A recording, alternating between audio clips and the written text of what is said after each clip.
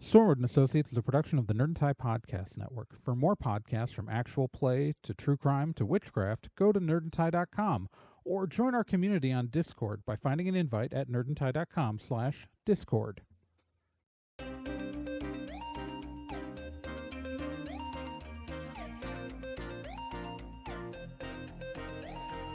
In pursuit of a stolen magical object, Stormwood and Associates Field Team 623 stepped into a tear between realities and vanished. They found themselves trapped in another plane, facing a reality that was not their own, and driven to avoid dark forces they don't understand. And so, Team 623 finds themselves leaping from world to world, striving to put right what they find wrong, and hoping each time that their next jump will be the jump home. Stormwood and Associates stars Celeste Star Twin as Dee, Gen Proc as Obi, Trey Dorn as Amy, and Becca Johnson as Liz Stormwood.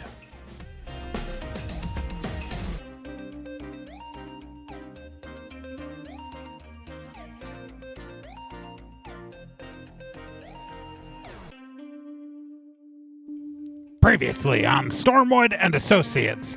So they're in space. Still, they were in space last episode. They're in space this episode too. I know it's shocking. They're still in space. Anyways, while in space on this ship owned by two halflings that is apparently a couple of millennia in the future and on its way to Mars, they got contacted by some pirates who were threatening the ship and quickly stood down, though, because Amy was doing magic stuff and they didn't want to fuck with magic. So we didn't have a fight. They just ran away.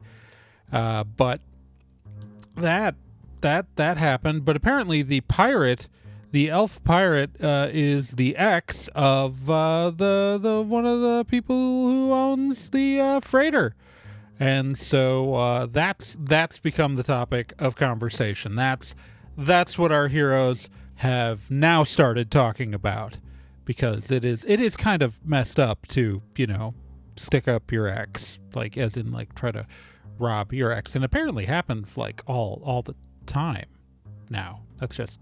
That's unhealthy, kids. This is just previously on Trey telling you that if your ex starts trying to rob you regularly, that's a bad sign and a red flag. Anyways, let's get back to the show. Something's wrong with me. I don't know. Was she a pirate when you were dating? No. So she went to piracy after you broke up, or was the piracy the reason you broke up? She was a con woman at the time, and we were kind of doing that together. Okay, so you were a criminal. Okay, cool. Like, no judgment. I'm just trying to figure out context. All right.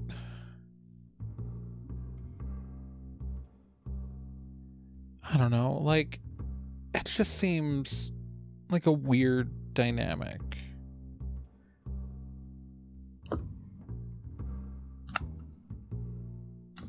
And even if I assume she's robbing other people, but even just to seek you out that much, that's, I don't know, it tells me something about her. It's unhealthy. She should get some therapy.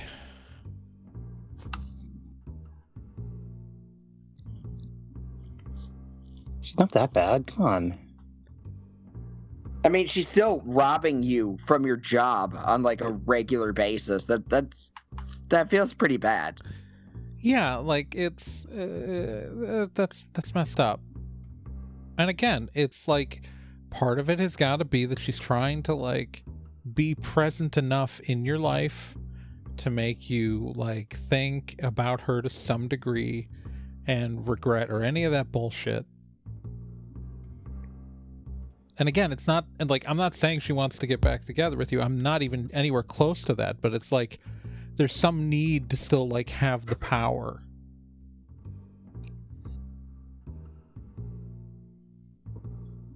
yeah, I guess I never thought of it like that.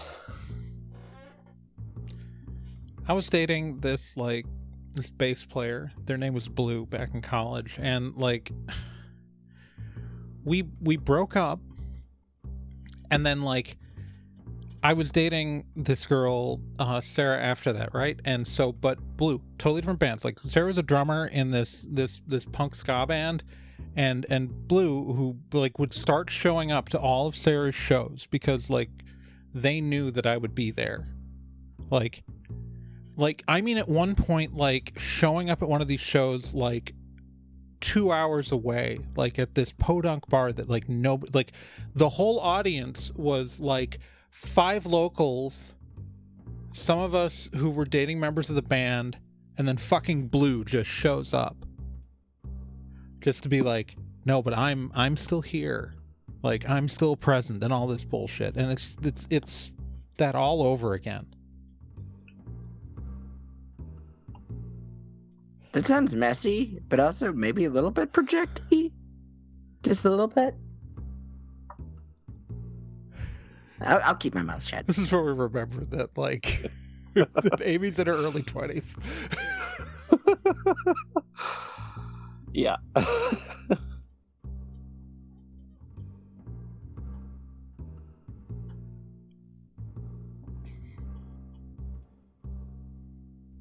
I'm just saying. Okay.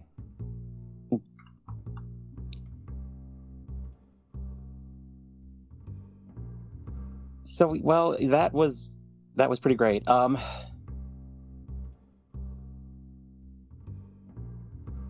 Welcome to the crew for, the next 3 days at least. Yeah. Awesome. That was really cool. We have that effect sometimes. Very occasionally. And then when that doesn't work, I hope he hits him with the slingshot.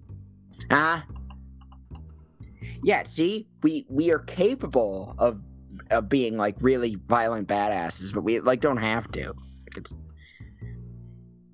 it's not our defining trait per se.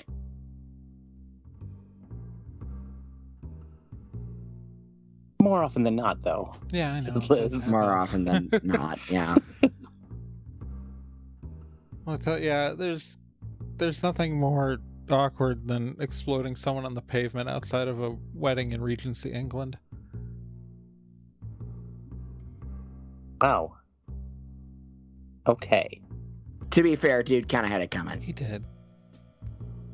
He could have just stayed home.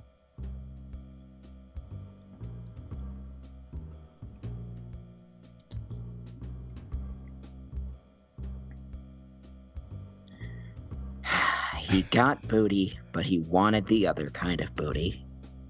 Sigh.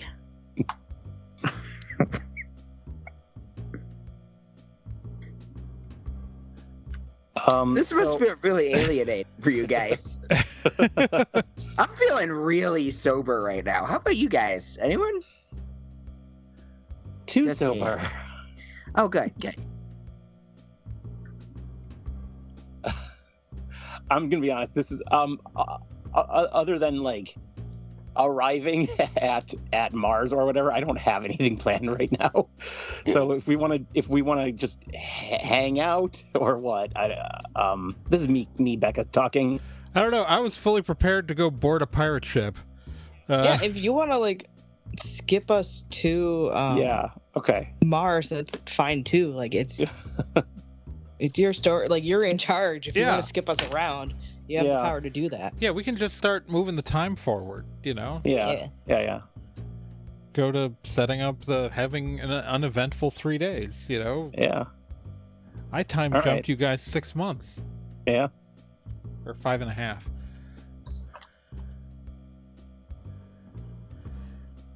Yeah, so I'm gonna go down to the cargo bay and finish setting up the tent.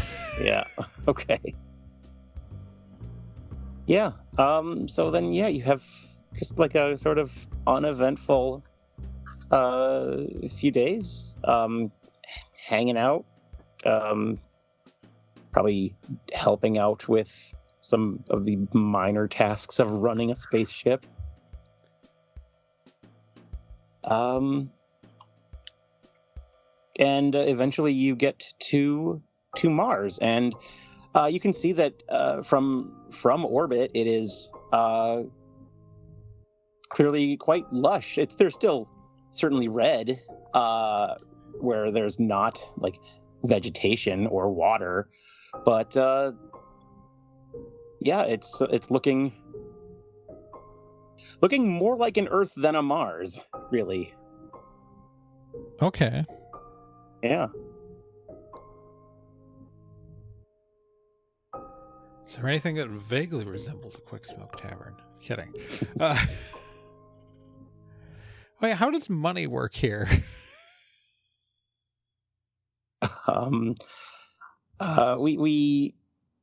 We have credit accounts. Okay, so we have no money. Got it. Okay. And no easy way to exchange goods for money out of what we own because we don't have accounts to put credits in. Because I'm assuming you don't use coin or paper currency. Not generally, no. Got it. Like, oh, it's hard enough Swear to exist. God. It's hard enough to exist in our century without an account, without bank accounts. But I swear to God, if you guys use crypto, I'm destroying Mars. No matter what, it's not going to be the same as whatever crypto. I've never really understood how crypto actually works in our universe, but either way, it's not the same. No one understands. That's why it's a scam. Sorry. It's fine.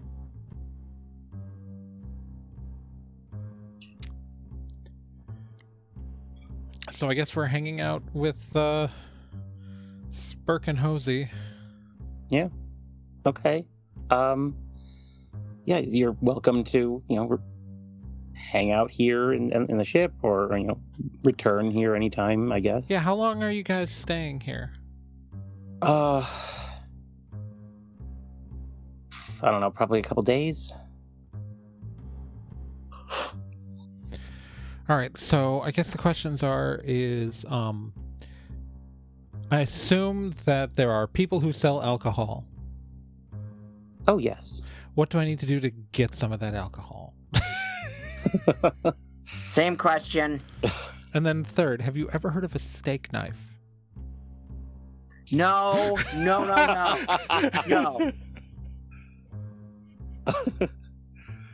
Don't answer that. Hosey goes over to like a computer terminal, puts in a card, and then puts in another card, and then takes it out and hands one to you, Amy. So this, I cloned my my card. So this, anything you buy comes out of my account, of course. Please be responsible. Don't. We're doing okay. We're doing fine. Okay. So we're not poor. You know what? Hang on. I could just go, if there's a bar, I could just stand in the bar, and usually a drink will arrive within the first 30 minutes. It's just way more awkward when that happens.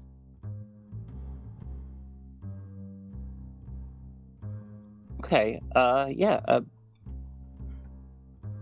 We can go to a bar. I definitely need to get drunk.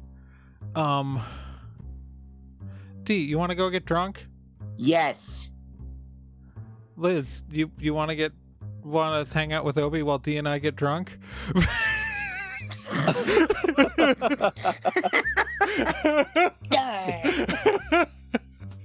spoiled again. I'm joking. Hey, Obi. I'm absolutely joking.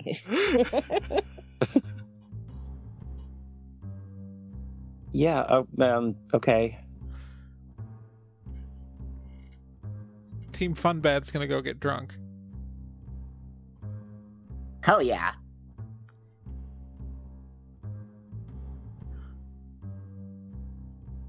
Okay. Who's all going? I don't know what Liz and Obi are doing. Yeah. They're more than welcome to come along, but Obi, do you want to go?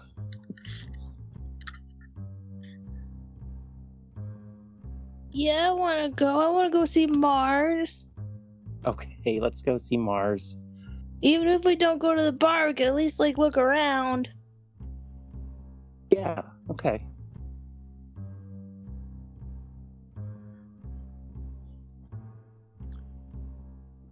Okay, so we've got comms, and if you they need put us, down the ship. We put down the ship at a port, and yeah, so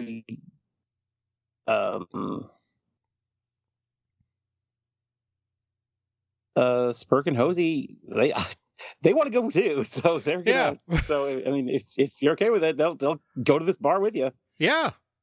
Okay. Yeah. All right. Hell yeah. Hell yeah. Okay. Yeah, we're not scheduled to offload for a while, so. So, like, what's the attitude of these places if you like bring your own knife in? Don't answer her. Do not. Look, just it's this whole thing. You would have so much fun. I wouldn't, I just wouldn't. I just have this feeling that Come on. I mean, a lot of the people there are probably going to be armed in some way. So okay. We're getting there. I'm leaving Onyx with wherever Obi is. okay.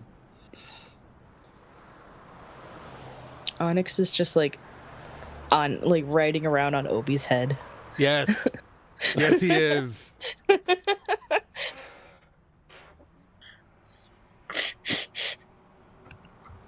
Because Obi wants to see if they have like video games, or like arcades, or or like movie theaters, or like stuff like that. Oh, okay. Yeah, they've. Spurk will hand you like an iPad type thing, and show you like a map to get to like a virtual reality arcade. Whoa! So Obi's going nuts at the arcade. Okay. All right. Bar. Yeah. Bar. I'm just saying, D. Excellent. D, you would have so much fun if we did that. I don't think I'd have fun stabbing my hand with a knife. I would fix it. That's not a thing that I'm full of do magic, on and then I'll be purpose. full of magic and booze. And let me tell you, it's the funnest damn thing in the world. That seems like a bad combination. And it gets your pain endurance. Like you're like, I swear to God, like after like 5 times playing, like first off, the more you drink, the less it hurts, and then like your pain endurance goes way up. That feels like a weird. That feels like a weird sacrifice for a I've been weirder killed game. twice, and I barely even noticed how much it hurt. Okay, so you're one ahead of me, but still. Yeah, imagine like if you had like the second time it happened, your pain tolerance was way better. I'm kind of hoping to only like die one more time. I'm just gonna like Amy's gonna take Dee by the shoulders and just look her in the eye. Oh, we're gonna get killed so many times, hon. Oh, That's gonna happen no matter what we do. Such bullshit. Spurk and Hose are just staring at you wide-eyed. You've died? How many times? Twice for me, once for her. Yeah. Okay. We got better. Well, no, so I'd like Right, pull yeah, pull the magic, hair away from the but- back of my neck, like showing like the rune on the back of my neck. Yeah, no, you kill me, I get back up. Yeah, magic is still. I mean, like I can get killed. It's just that like it's really hard. Yeah, like permadeath is possible. It's just Oh, 100%. Like if someone were to like cut my head off while I was dead, then I wouldn't get back up. What if someone cut your head off while you were alive? If the rune hasn't been dispelled, I guess What if someone cut through the rune? the rune exists in like 24-dimensional space, so like you're only seeing one level of it, so you could dispel the rune and then I'd be completely mortal. And that'd be really wild to figure out how that would work, because like technically this is connected to the magic of someone who's in another reality who also traveled realities. So, you know, it's complicated. this whole thing. Like there are but mostly like, so I think if you cut my head off through the rune, even if it wasn't dispelled, if you put my head back on, it would reconnect. Although arguably there's some who would like nobody experiments with this, right? Like no one's like going out and testing. There is a theory that the body would begin to regenerate itself at the base of the wound, but then also the original body would start to disappear from that point, so it's like the original flesh being transported to the new location. And that's I think that's like Malchios's theory on prevention of death rune magic. Malchios theorizes that's what would happen. Usually if someone's got one of these and you're like going out of your way to behead them, you would try to dispel the rune first. But also like the rune's not usually in that spot. You know, I have it there because it's easy to hide with my hair, and also I just thought, you know, like I have tattoos other places. I didn't want to like it's where it looked best. You know? Okay. Yeah. Like the rune doesn't have to be tattooed. Like some people just carry their death proof ward on them. Like, you know, I'm not gonna tell people where Dee's is, but you know, Dee's got one. Okay. Cool. Could we get some? I'm not the person who can make them. You'd want to talk to Liz about that. Oh, okay. Yeah, she's actually pretty good at that kind of stuff. Yeah, like I've read the books on runic magic, but I'm honestly like I've never done that. Like I do more arcane channeling. Right. Okay. Like the rune magic is where you are creating a channel point and like kind of constructing the figure and then like connecting that through the universal magical fields. I do arcane channeling where I directly pull the magic through me physically. Okay, that makes sense. Yeah. I guess.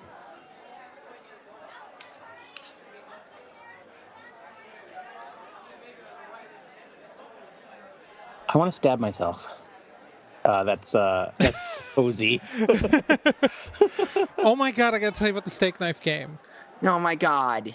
Okay, so this is the steak knife game. Okay, so this is what we do. So the rules are, to do this, you have to have at least one magic user at the table because you have to be able to fix it. So what you do is take a knife, It's called Okay. Steak Knife Game because we started doing it like the college bar where we used to do it at. They also like they were attached to a steakhouse, and so they had steak knives on the tables a lot. So what you do is you stab the knife through the middle of your hand, and then you leave it there, and then you do as many shots as you can before the pain is too much and you have to pull the knife out. And then, when you're done, the magic user at the table will heal the wounds on your hand.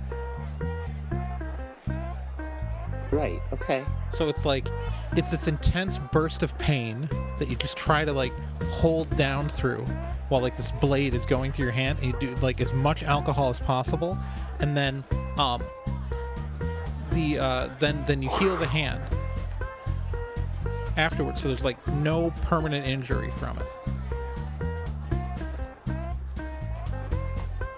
But you have to remember that it's when you do the healing part, it actually reduces the amount of alcohol in your blood. Like, it doesn't get rid of all of it, but it reduces it. So, if like this is where the challenge is. So like you do a bunch of shots, right? Like the more shots you're doing, the longer the knife is in your hand, and so that pain hurts, right? The whole time. But if you only do a few shots, like you end up healing your hand, but there's still residual soreness and pain afterwards. So if you don't do enough shots and then you clear the alcohol from your body, like you still feel sore and you're not as drunk, which is less fun. But if you can do more shots, you don't hurt afterwards at all, and you're drunker, but you have to go through more pain while you do it. It's a steak knife game. Right. Okay. I'm gonna drink a bunch of shots.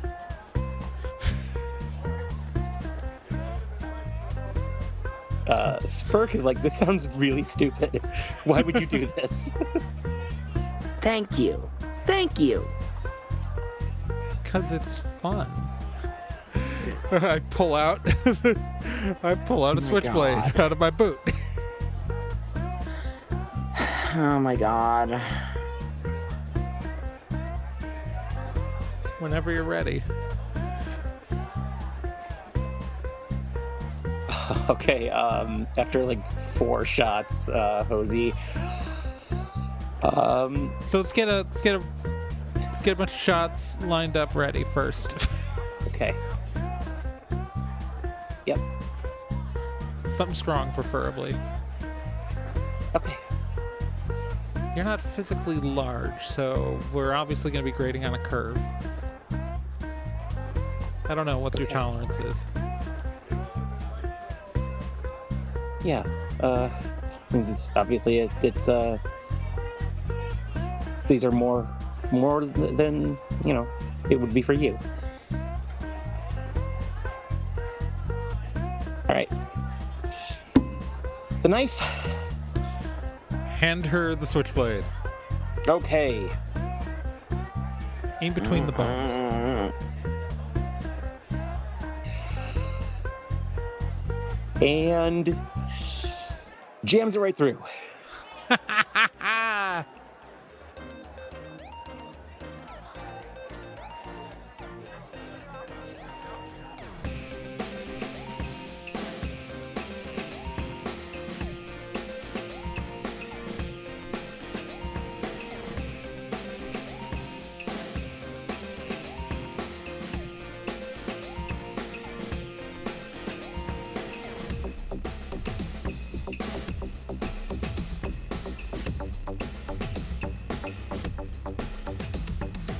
Stormwood and Associates is a production of Nerd and Tie. You can find more information at nerdandtie.com/Stormwood. You can also find us on social media at Nerd and Tie on Twitter, nerdandtie.tumblr.com, and facebook.com/nerdandtie. This podcast can be subscribed to on anywhere that major podcasts are found: iTunes, Spotify, Stitcher, Podbean, and quite a few other places, and anywhere that takes an RSS feed as well.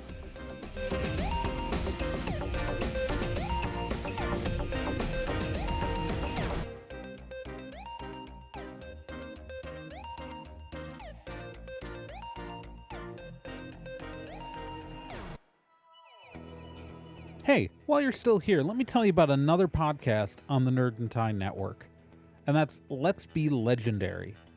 Let's Be Legendary, the Feywild West, is a 5th edition Dungeons & Dragons actual play game. So, an actual play game like this one, but like, you know, in a system people actually use in the real world. Set in a homebrew Wild West steampunk world, the Feywild West follows 2 people discovering what it means to be in a relationship, all the while seeking revenge and learning the truth of their pasts. Let's Be Legendary podcast is an LGBTQ+ podcast with both main and minor characters, as well as players falling under the queer blanket. A heavy RP game with a focus on story and characters, and you can hear it every week here on the Nerd and Tie Network, and you can find all of their subscription information and links at nerdandtie.com/legendary.